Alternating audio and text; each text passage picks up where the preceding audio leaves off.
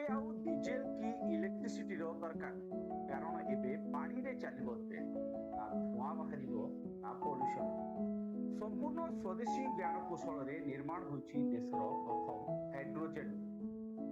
ନମସ୍କାର, ମୁଁ ସମୀର, ଆପଣମାନେ ଦେଖୁଛନ୍ତି news point Odisha.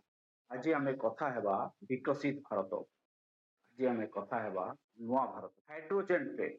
Hydrogen train ହେଉଛି ଏମିତି ଟେକ୍ନୋଲୋଜି ଯାହା ହାଇଡ୍ରୋଜେନ ଫୁଏଲ ସେଲ୍ ଦ୍ୱାରା ଚାଲେ। ଏଥିରେ ଥାଏ ହାଇ ପ୍ରେସର ହାଇଡ୍ରୋଜେନ ଟ୍ରେନ୍।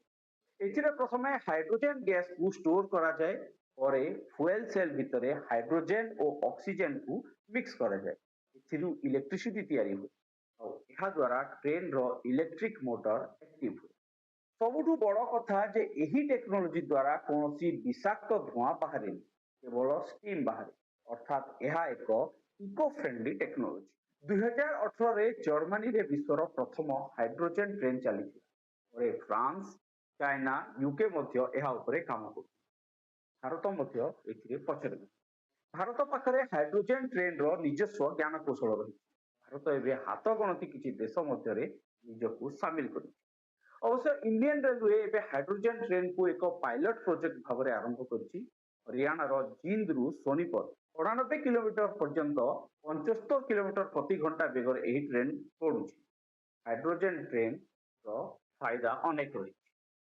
ତେବେ ହାଇଡ୍ରୋଜେନ ଟ୍ରେନ୍ର ମୁଖ୍ୟ ଫାଇଦା ହେଉଛି ଏହା ଇକୋ ଫ୍ରେଣ୍ଡଲି, ଅର୍ଥାତ୍ ଜିରୋ ପଲ୍ୟୁସନ। ଲଙ୍ଗ ଟର୍ମରେ ଏହା ଡିଜେଲ ଠାରୁ ଶସ୍ତା ବି ହୋଇପାରେ।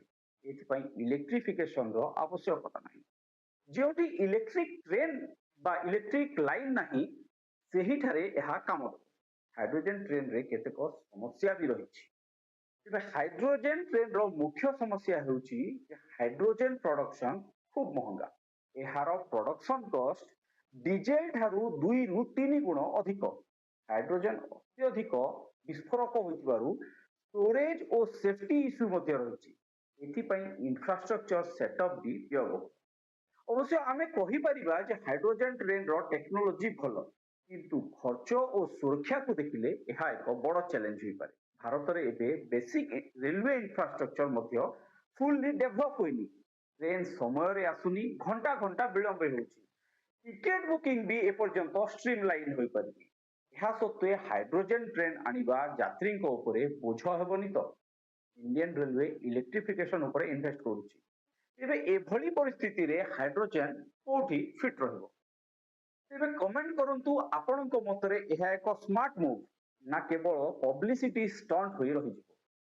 ଭିଡିଓଟି ଆପଣଙ୍କୁ ଇନଫର୍ମେଟିଭ ଲାଗୁଥିଲେ କମେଣ୍ଟ କରନ୍ତୁ, ଲାଇକ୍, ସେୟାର ଓ ସବସ୍କ୍ରାଇବ କରନ୍ତୁ। ନମସ୍କାର।